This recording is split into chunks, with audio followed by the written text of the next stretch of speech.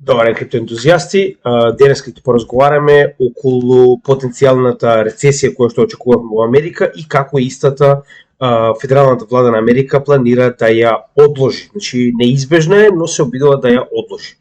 Сега, зошто е тоа битно? Затоа што ова е директно и, како да кажем, комплетно поврзано со оној bull market кој што ние го чекаме и како тоа потенцијално ќе се одрази на истиот во случај да настапи или да не настапи рецесија во Америка. Нормално ќе почнеме постепено, ќе објасниме се што досега добивме како информации и ќе ви покажеме, значи, некои работи сега многу појасно изгледаат, затоа што, значи, ние гледаме генерално економијата во светот, но нели потребно е време за да видиме каде се тоа се движи, затоа што најчесто овие големи играчи не ви ја даваат целата игра пред време, нормално треба сами да ја сватите. Сега, за да сватиме целосната слика за тоа што ќе се случува моментално во Америка за разлика од светот, нас ни е исклучиво битно да тргнеме нели од она што ни е веќе познато. Она што ни е веќе познато е дека голем број од моментално, да речем, аналитичарите во светот очекуваат рецесија. Со тоа што Deutsche Bank, значи ова е пред само колку 15 јуни, така. Значи очекува 100% шанса за рецесија во Америка. Со тоа што ние очекуваат да биде годинава, не очекуваат да биде за 2 години, така. Ако продолжиме понатаму, можеме да видиме дека истата ситуација е сегде.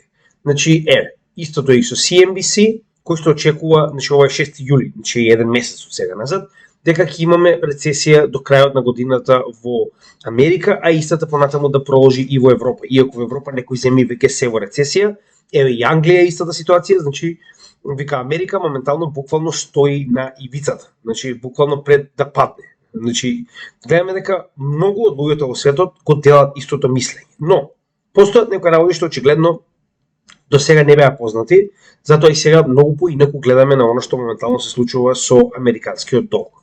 Сега, да објасним прво што е на кратко рецесија.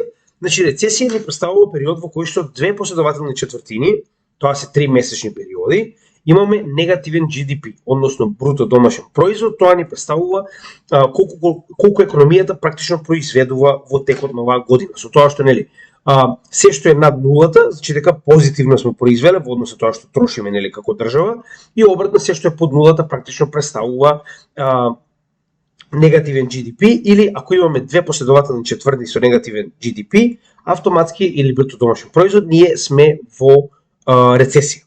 Значи, самата економија се контрахира. Многу помалку произведе отколку нели од она што практично се очекува или се планира за текот на таа година.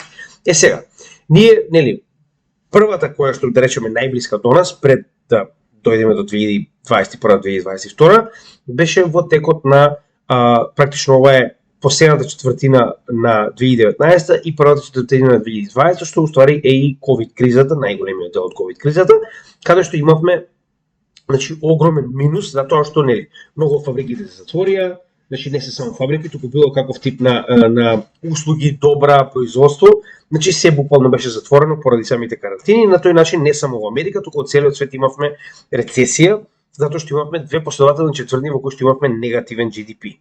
Истата ситуација ја добивме и во ова е последната четвртина на прва четвртина на 2022 и втора четвртина. Значи, знаете, ова е самиот почеток на bear market. Оние кои што го следеа, знаат дека крајот на 2021, почеток на 2022 беше масовен bear market како за традиционалните, така и за криптопазарите и траеше една цела година.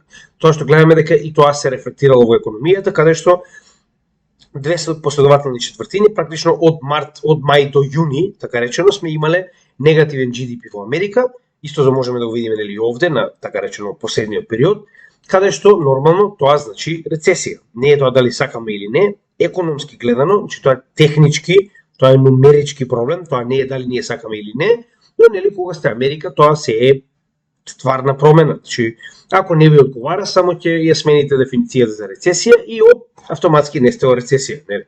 Магија. Како и да е, но само тоа гериатрија Џо го може, другите за разлика од тоа не си играат така, значи ги почитуваат правилата на економијата кои што се воспоставени декади, па дури еден век наназад. Така да, пак ќе кажам, не е тоа дали сакате, тоа е која е реалноста. Сега, значи ние официјално сега моментално сме над практично. Значи гледате во последниот период, посебно во Америка, значи имаме од последната третата четвртина 2022, значи имаме 3,2, 2,6, 2 и моментално 2,4. Значи дека последните две четвртини веќе дури имаме изголемување на страна што сме, да речем, далеко од нулата. Така. Сега, многу луѓето не им е јасно тоа како моментално Федералната резерва дојде до толку висок степен на rate hikes, што значи дека треба да се контрахира економијата, а економијата напротив, значи на вистина се покажа како опорна и дури ставката невработеност се значи неверојатно ниска. Сега, од каде се тоа? Значи, како моментално ние да видиме каков е сентиментот моментално за трошење, така? Значи, во однос на тоа каква е ситуацијата, нели рековме дека претходна рецесија сме имале, како што кажавме, според податоците, тоа е првата и втората четвртина од 2022 година. Значи, ова е US Index of Consumer Sentiment, што значи ни покажува колку од населението е расположено за трошење. Колку повеќе троши, нормално толку повеќе се дига GDP. Зошто? Значи, вие не може да имате позитивен GDP ако населението не купува, ако компаниите не произведуваат, што значи дека во моментот кога доаѓате во назадување на економијата, нормално многу од луѓето се повеќе склони кон штедење. Значи, овој индекс ни покажува колку е повисок, толку луѓето се склони кон трошење и обратно колку е понизок, толку луѓето се склони кон штедење. Гледаме дека од јануари 2022 па до јули, така, значи овие 6 месеца, тоа се оние две четвртини за кои што нели разговаравме дека се били во рецесија, така речено технички, во Америка. Значи ние сме виделе намалување на индексот за цели 20 поени од 70,6 на 50. Значи тоа е автоматски што се случува кога вие сте во рецесија, автоматски сите се плашат и наместо да трошат, се вртат на save more. Значи едноставно се обидуваат што може повеќе да заштедат. Сега, моментално гледаме обратна ситуација, во која што ние имаме, значи сите показатели на рецесија која што треба да надојде, но рецесијата не се манифестира на овој индекс, така. Туку напротив истата е и исклучиво висока за, нели, рецесионен период. Ако споредиме дека ова бил рецесионен период во претходните две четвртини на 2022 година, значи овдека сме многу високо според овој индекс на потрошувачка, иако е само, значи не знам зашто сега ми бара. Добро, уреде, мислам дека веќе го разбравме оно што сакав да го покажам на самиот индекс. Сега, битната работа која што треба да забележиме дека овој индекс представува трошење од сите делови кои што се спаѓаат во државата Америка. Значи овдека се физички лица, правни лица, богати, сиромашни, државата сама по себе, државните институции, значи сите што имаат некаков тип на трошење спаѓаат во овој индекс на consumer sentiment, на конзумирање, така речено. Така. Сега, интересна работа која што мораме да забележиме е дека да, конзумер сентиментот е висок, но зошто? Значи овој конзумер сентимент е еден од најдобрите показатели за тоа што да очекуваме понатаму во однос на GDP. И овој висок сентимент кој што моментално е на вредност од така речено 70,6 рековме или 70 така нешто, значи гледаме како дошол да биде толку висок. Значи овдека се представени истиот тој сентимент, истиот тој индекс, но со два различни вредности. Едната, ова темната, е за последните 30% од најсиромашното население во Америка, а оваа горната е за најбогатите 30% од населението во Америка. Сега повторно, ова не е само населението, но човека спаѓа се, рековме и компании, и државата, и останатите. Што значи, најголемите субјекти очигледно се убиле од трошење, значи кај нив гледа не е 70, туку кај нив просекот е негде околу 80, додека за разлика од тоа, индексот на оние 30 најсиромашни, без разлика дали е физички или правни лица, е негде под 60. Така. Сега ова е, ако се сеќавате кога Македонија кои кажуваат, не се сеќавате, просечната плата е 500 евра. Како е просечната плата 500 евра? Па тие во парламент зимаат 5000 евра, а вие зимате 50 евра и во просек зимате 500, се разбираме, буквално така му доаѓа негде. Иако можеби малку е, нели, подрастично тоа што го кажувам, но прилика така изгледа. И овдека и исто така, значи они буквално ви го кажуваат само средниот индекс, каде што најбогатото население се убива од трошење, сиромашното население се убива од штедење и на крајот имате одличен индекс за тоа што, нели, не може да ги надминете богатите во трошење. Така, па и поради оваа ситуација ние имаме екстремно висок, значи ваков индекс, каде што моментално 71,2 е индексот, така, што е релативно високо за потенцијална криза која што наводно треба да настапи рецесија, што значи дека тоа е она што економистите и политичарите многу добро го користат со цел да маскираат тоа што навистина се случува. Што значи дека секојдневното население во Америка е одамна во така речена рецесија и одамна се во мод на штедење. За разлика од тоа, има некој кој што премногу троши. Сега, кој е тој некој?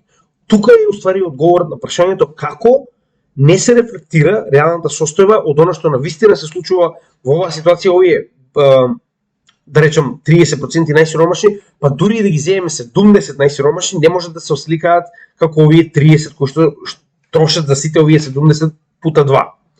Сега.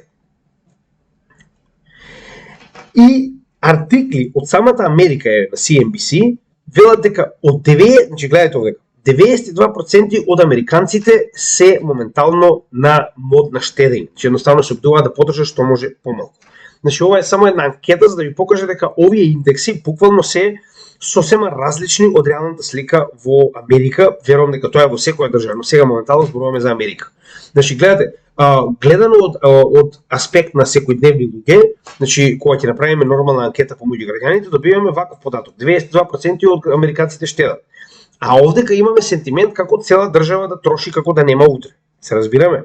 Сега, каде се тоа води? Дополнително имате ситуација во која што имате екстремно ниска невработеност.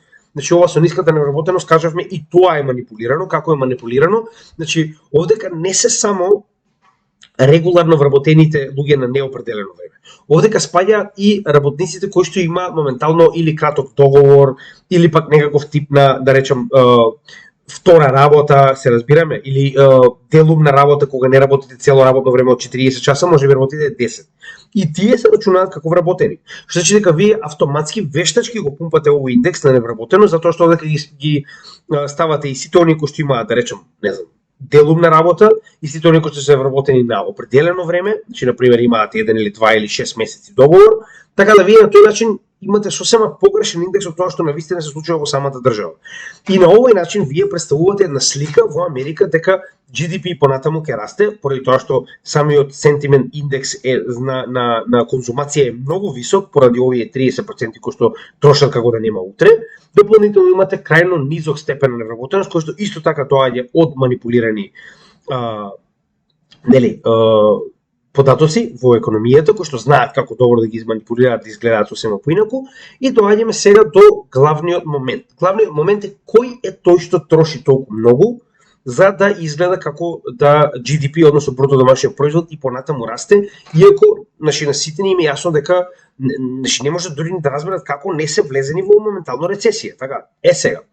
Ова е за да видиме од каде се тоа доаѓа. Прво треба да споредиме самиот федерален буџет од 2022 година и да видиме како истиот изгледал во однос на тоа колку државата направила. Значи моментално државата, зборуваме за Америка нормално, направила во текот на 2022 година 5 трилиона, ова е нормално ревенју кој што е од даноци, од не знам, изнаемување државни недвижности и т.н. Како и да е. Имаат оние купнели различни начини како тоа да го направат, значи они моментално успеале од целата држава да соберат 5 трилиона од данок. Додека потрошиле 6,5 трилиона, што значи дека они имаат дефицит од 1,5, 1,45, 1,5 трилиона. Се разбираме? Значи, они практично нема ни блиску до она што им е потребно за да ги покријат секојдневните потрошувања кои што ги имаат за да ја водат државата. Че овде имате еден куп различни ставки, тоа воопшто не е битно, но ова било во 2022 година. Сега, што се случува моментално? Моментално во 2023 година до сега веќе потрошиле 5,3 трилиони. Значи моментално владата на Америка веќе потрошила 5,3 трилиони долари за досегашното водење на државата, каде што споредувајќи за последниот период, и овдека така речено ги споредуваат, значи периодот истиот овој период претходната година, така. Значи имаме 10% изголемување во тоа колку троши владата во однос на претходната година. Значи 10%. Дури ако погледнеме, можеме да видиме дека претходниот буџет од 5 трилиони, кој што успеале да го соберат за цела година, они веќе го потрошиле, ние не сме го завршиле ни август. И се 300 билиона плюс. Ни август не сме го завршиле. А каде се септември, октомври, ноември и декември? Тоа се уште 4 цели месеци каде што они веќе потрошиле цел буџет кој што претходно успеале да го соберат, да речем, за 2022 година. Сега, Не само тоа, него за ова тромесечие до така речено крајот на септември, значи они очекуваат да продадат уште 1 трилион обврзници, што значи дека они и понатаму се задолжуваат масивно. Значи они прво било планирано да се задолжат 733 трилиона, ама тоа се променува на 1 трилион. Сега, до каде се со ова задолжување моментално, затоа што е во текст, значи ова е за тромесечие, не можеме да бидеме сигурни, но верувам дека има барем уште 1/3 од ова, да речеме ајде уште 300 билиона на се тоа, значи негде долгот пред да заврши оваа четвртина би бил негде 5,6 трилион. Така, со тоа што имаме дури и за следното тромесечие, а тоа е октомври, ноември и декември, каде што пишува дека за тој период се обидуваат да соберат околу 852 билиона дополнително. Значи на 5,6 ако додадете уште 852 билиона, значи допивате една огромна бројка која што е, нели, како да кажем, и понатаму многу страшна. Сега, тоа повторно не можеме да знаеме точно колку ќе биде се додека не се завршат овие четвртини, затоа што ова е проекција, че мораме да видиме колку Дженет Јелен ќе продаде, затоа што моментално се продаваат државни обврзници на ангор. Значи они моментално буквално се обидуваат што можат повеќе да продадат државни обврзници со цел ваквиот долг кој што ќе го направат, нели, собраните средства да можат да ги потрошат. Сега доаѓаме на тоа зошто е битно да ги потрошат и како тоа го прават. Значи, само да видиме која е разликата. Вели, значи моментално во 2023 година само за првите 7 месеци они веќе успеале да направат дефицит од 925 билиона. Така, да го погледнеме претходниот буџет.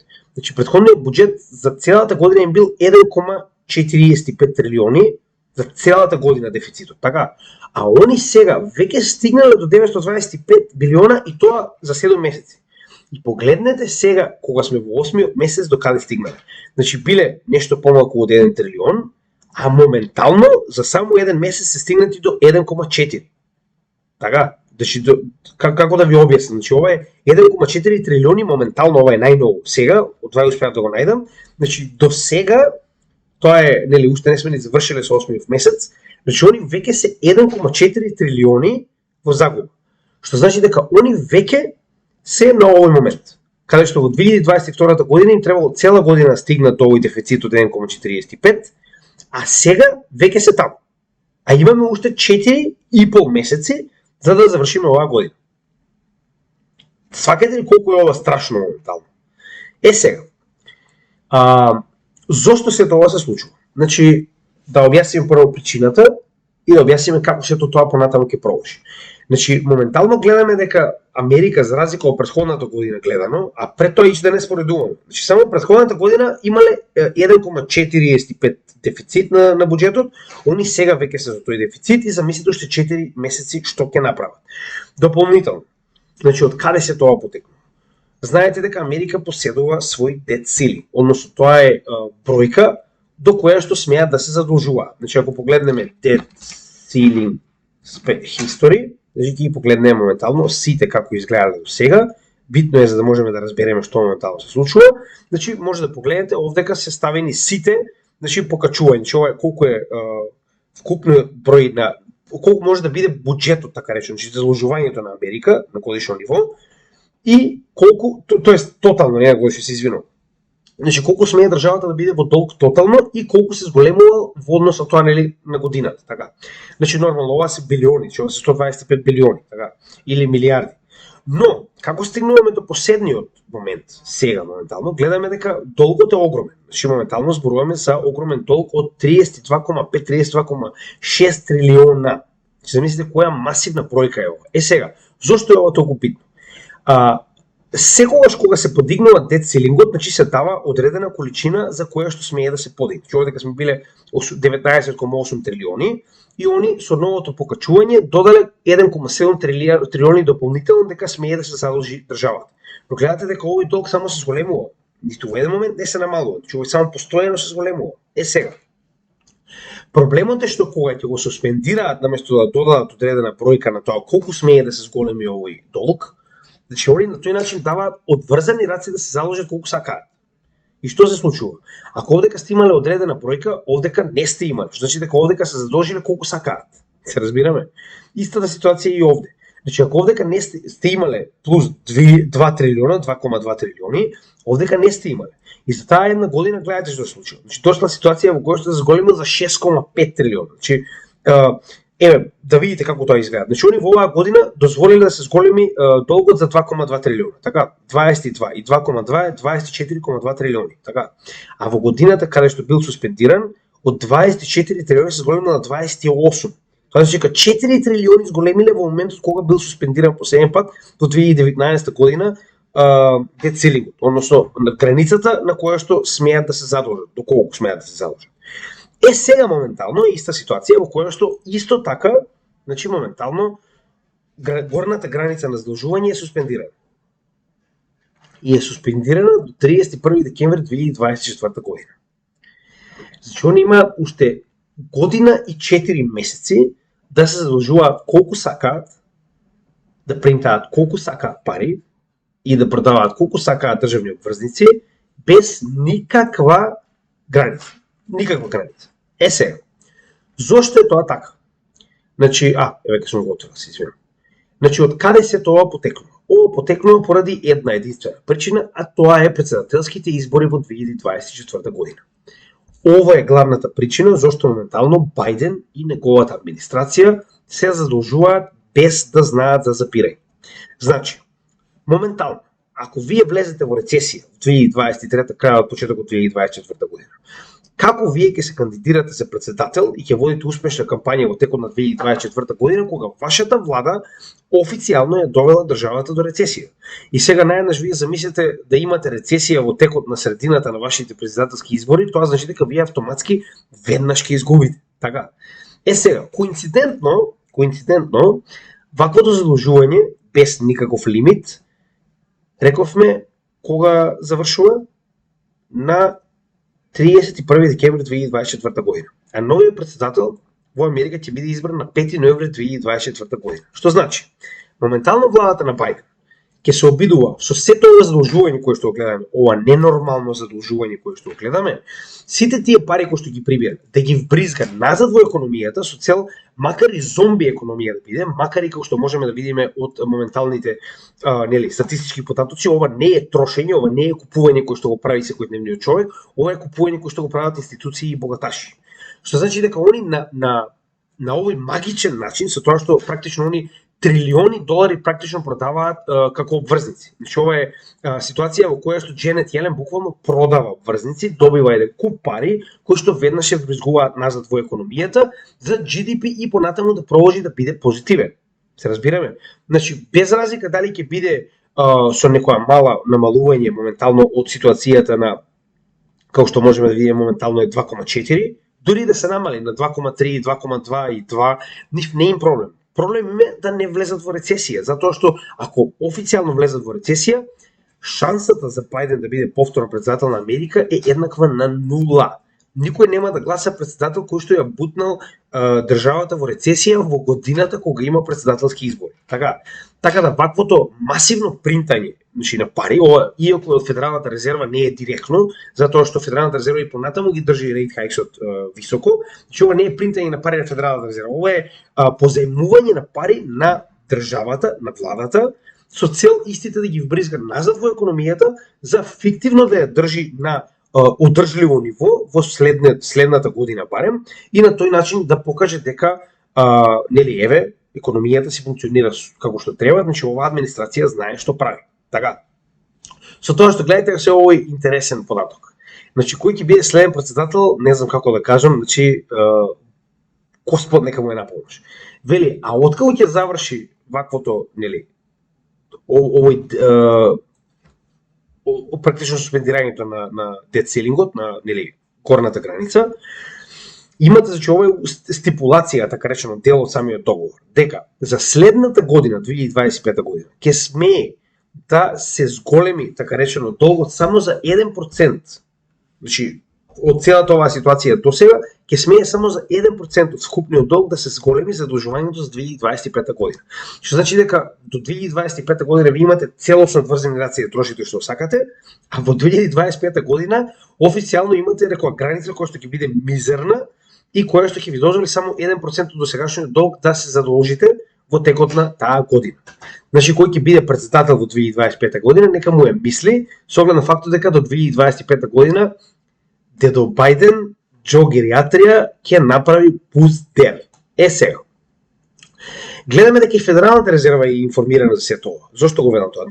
Целата оваа работа на некој начин дојде до мене кога Федералната резерва најнаш магично излезе и кажа, значи нема да имаме рецесија. Како тоа немаме да имаме? Значи буквално ме натера да ми како тоа нема да имаме рецесија. Каде потекнува се тоа? Така. Значи како тоа Федералната резерва најнаш е сигурна дека нема да има рецесија.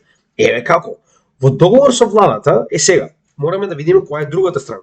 Значи, ако владата и понатаму ненормално се задолжува, а поради било која причина се намалат rate hikes, вие автоматски ќе дигнете инфлацијата повторно многу високо, затоа што и понатаму, без разлика дали е тоа физички правни лица или самата влада, колку повеќе трошење имаме во економијата, толку повеќе инфлацијата ќе се качи нагоре. За инфлацијата и понатаму да остане контролирана и на ниско ниво, гледаме дека Федералната резерва очигледно знаејќи за политиките на државата, значи очекува во текот на 2023 година да ги задржи rate hikes дури и малку повисоко до 5,75%, а во 2024 година истите да бидат се уште високо од оваа граница на 5,75 највеќе до 4,5% оприлика. Што значи дека они само 1% ќе намалат во текот на цела 2024 година, знаејќи дека и понатаму владата на Америка планира да троши како да нема утре. Се разбираме? Затоа што ако Федералната резерва ги намали моментално rate hikes, а државата продолжи да троши, ќе имате враќање на инфлацијата и тоа враќање на инфлацијата легендарно. Она што се случило во 70-тите до 80-тите, што многу пати сме разговарали на каналот.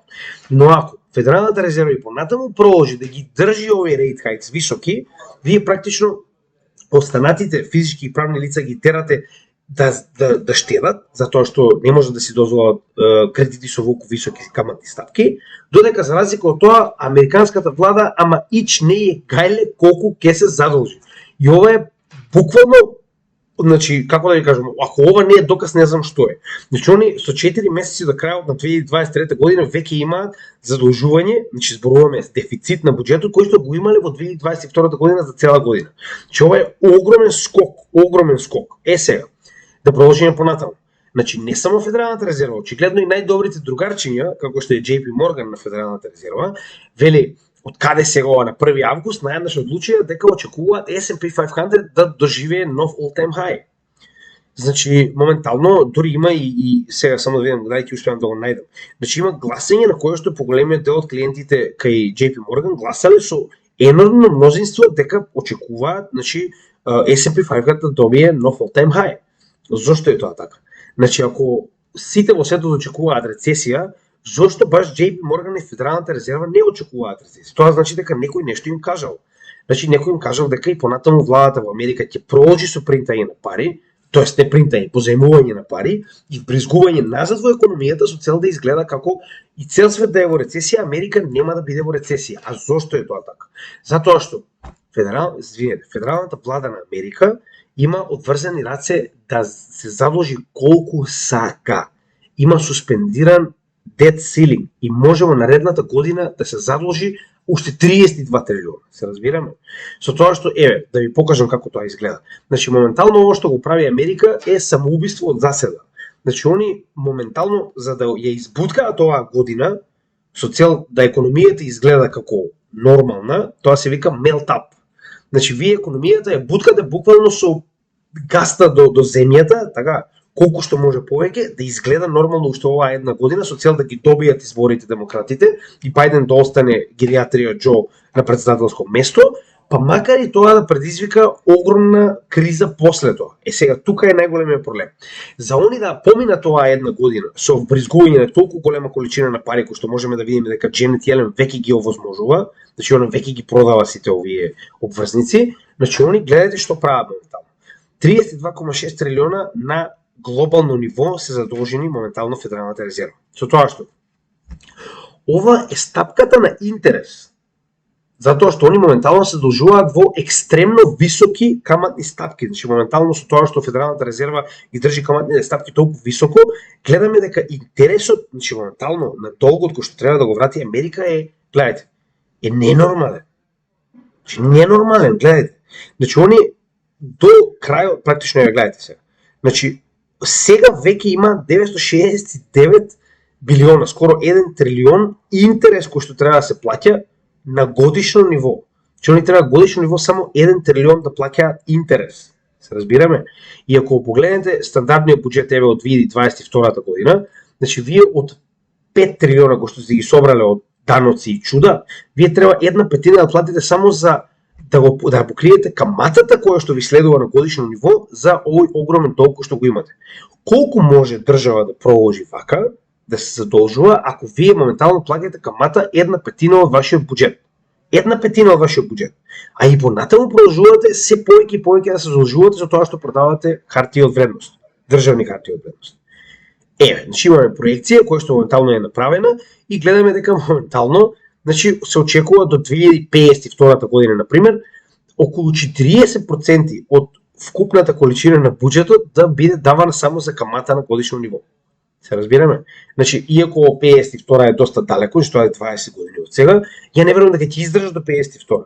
Значи, вие со таков тип на камата која што мора да плаќате на годишно ниво, значи прашање на време е кога ќе дојде лихварот дома да ви искрши раците и нозите. Се разбираме?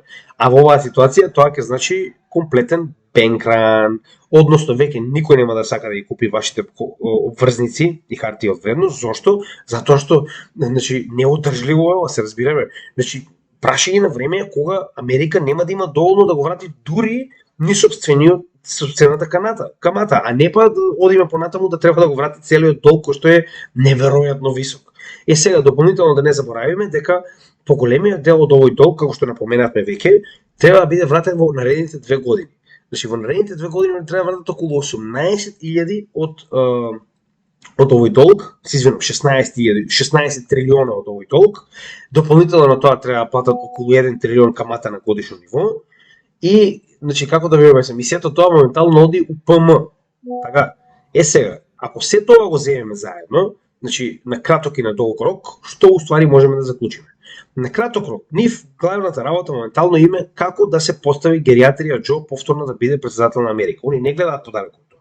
Гледаат дека наредна година мора да има, значи, целосно нормална економија, за така да изгледа светот нормално, за да може да се пропне ситуацијата дека гериатрија Џо и екипата од Федералната резерва знаат што прават и кога целиот свет е во рецесија, само Америка е магично надвор од рецесија и нивната економија и понатаму расте. Значи, тоа е оној проблем кој што моментално се соочува. Пак ќе кажам, ја не знам до каде терат вака, можеби ова ќе продолжи уште некој период, затоа што пак ќе напоменам. Значи, Америка како држава се уште има доволно углед во светот за да може да прави вакви глупости и да се заборчува како да нема утре, така. Но тоа не може да трае долго. Значи прашање на време кога ќе има имплозија од сето ова и кога сето ова ќе се врати назад да ги апне кај што највеќе боли. Но нели тоа е многу подалеку, значи не можеме да гледаме на тоа моментално, а од друга страна да не забораваме дека ова е само една држава. Се разбираме? Не заборавајте дека овој проблем кога ќе се врати во Америка ќе биде само американски проблем. Така, има многу луѓе кои што страдаат поради тоа што купувале обврзници од држава која што нели очигледно нема да може да им плати назад, но тоа не уменја фактот дека дури да предизвика некоја рецесија или што и да е криза во светот, че ова ќе биде проблем само на Америка, главен проблем на Америка. Таквата рецесија во светот само ќе се замени со кој да е следната сила која што ќе дојде да превземе ова слободно прво место во економијата, а верувам дека тоа ќе биде Кина, така да, значи на долг рок ова порано или подоцна ќе имплодира. Дали тоа ќе биде за 1 или за 5 години, останува да видиме како они ќе се понашаат во однос на нивното понатамошно задолжување. Но сега за сега, на краток рок што тоа значи? Не значи повторно, на мојот канал не гледате краток рок за следна недела. Такво нешто нема да најдете. Но на краток рок во текот на оваа и следната година, тоа е позитивно за нас затоа што и понатаму ќе продолжи да ги пумпа и S&P 500 и Nasdaq и самиот GDP на Америка, што значи дека барем фиктивно се уште ќе имаме ситуација во која што луѓето нема да се плашат толку и ќе прибегнат кон купување на хартија од вредност, кон купување на криптовалути, така да и во оваа ситуација, значи самиот момент каде што вие го имате JP Morgan да излезе да каже дека S&P 500 ќе направи нов all-time high до крајот на година, вие автоматски имате еден од најголемите субјекти во светот, најголемата банка во светот, ви кажува да, значи ние очекуваме дека и понатаму овој bull market ќе продолжи.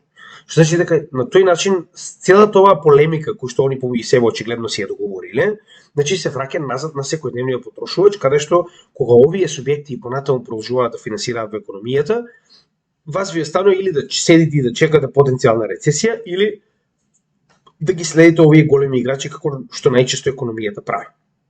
Сега, јас уште еднаш ќе напоменам дека криптосекторот самиот по себе не е изолиран од целата оваа ситуација, но верувам дека ова е тој момент кој што многу ќе ги раздели традиционалните пазари и криптосекторот, затоа што потенцијално следниот следниот бул маркет после халвингот треба да настапи во април 2024 година. Тоа е период во кој што и понатаму гледаме дека американската држава очигледно до ноември 2024 година ќе направи се што може за економијата да изгледа како да цвета. Што значи дека тоа е позитивно за нас, така? Затоа што на тој начин вие имате ситуација во која што немате економска криза или рецесија која што би делувала на самиот криптопазар. Иако ова се одржува вештачки, тоа нас не е битно. Битно е дека и понатаму во 2024 година Америка ќе направи се што може за да задржи оваа рецесија од реализирање. А тоа дополнително ќе ни помогне во следниот бул маркет после халвингот да добиеме позитивна економска атмосфера во која што ќе можеме да растеме како од страна на биткоин, така и од страна на алткоините. Сега, нормално ќе мораме ова да го видиме затоа што ова се работи кои што реално дали воопшто скоро и да не се случи. Значи најчесто кога вакво нешто се случува и кога државите прават ваков тип на екзибиции, најчесто завршува многу трагично. Погледнете значи Германија од Вајмарската република, погледнете ги Мозамбик и останатите држави кои што истата оваа ситуација ја правеле со презадолжување, со премногу принтање на пари и каде стигнале. Сега, како тоа ќе се придвижи останува да видиме, можеби американците се досега најпаметни сите што го пробале ова, можеби ќе им успее, можеби не. За нас најбитна работа е дека со она што моментално го гледаме, американците ќе направат се за рецесија да не стигне во Америка во текот на 2024 година. А тоа не гледам како негативно би се одразило на криптосекторот, затоа што ова е само, знаете, досега, ако гледаме дека кога немало рецесија, криптопазарот се одвива како почасовник, значи се знае, халвинг, следен бул маркет и тоа е тоа. Не гледам причина зашто и овој пат тоа не би било позитивна работа за нас како криптосектор. Не велам утре, велам во наредниот период, затоа што ова сепак треба да се реализира. Значи, они дали ќе успеат тоа мораме да видиме.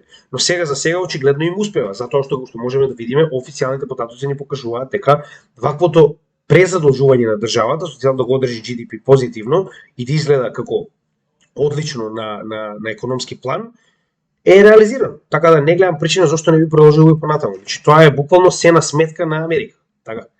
Сега, останува да видиме заедно, но сега за сега ова беше официјално што стигна до нас како план на Америка, како планира и понатаму да задржи рецесијата, што јас верувам дека генерално позитивно ќе се одрази на криптосекторот, посебно околу халвингот наредна година. Како и секогаш ви благодарам, се надевам дека ова беше поучно за вас како видео.